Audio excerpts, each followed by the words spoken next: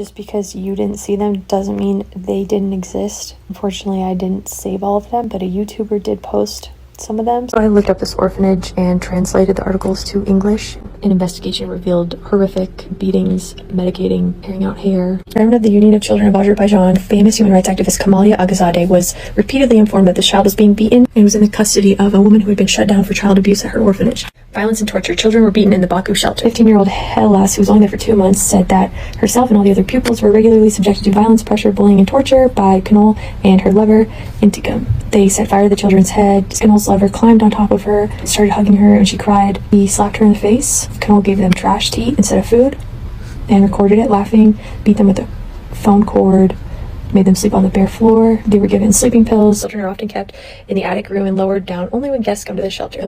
Where you can actually watch the interview of this little girl speaking about the horror she went through. You just have to translate it. Gasimova forbade her mother to see her daughter, but at the same time brought her on a TV channel, forcing her to speak against her mother, begged her mom to take her home, and then told her mom what happened. She was starving her, forced her to testify against her. She refused despite winter. She locked her in a cold bathroom. A friend of Gasimova committed indecent actions against my daughter. In the shower, she was locked in for days. Teenager witnessed how the heads of children in the shelter were shaved, poured alcohol, and then set on fire.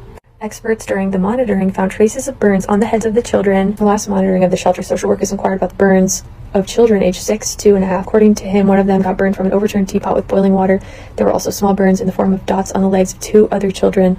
Medical experts found traces of beatings in 2 more children. By the nature of the bruises, it was established that they were applied approximately in the same period as the child called. As a result, it was decided to classify the case according to Articles 3091, excess of official authority that caused harm to the rights of the legitimate interests of individual or legal entities, or the legally protected interests of society or the state, torture against 2 or more persons, or a person taken hostage or kidnapped or committed for hire. The director of the shelter is Kanol Gasimova. On social networks, you will find her constantly collecting donations.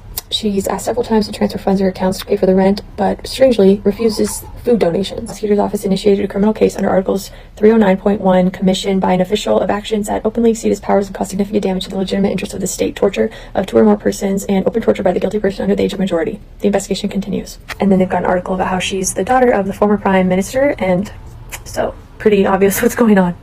Well, this medical condition had been addressed on a show. It said that because of Totu's mother, when she was pregnant with her, she suffered from severe domestic abuse, and that is why Totu had all these things going on. So Totu's mother took her to the shelter and didn't want to surrender her there, so wanted to live at the shelter with her.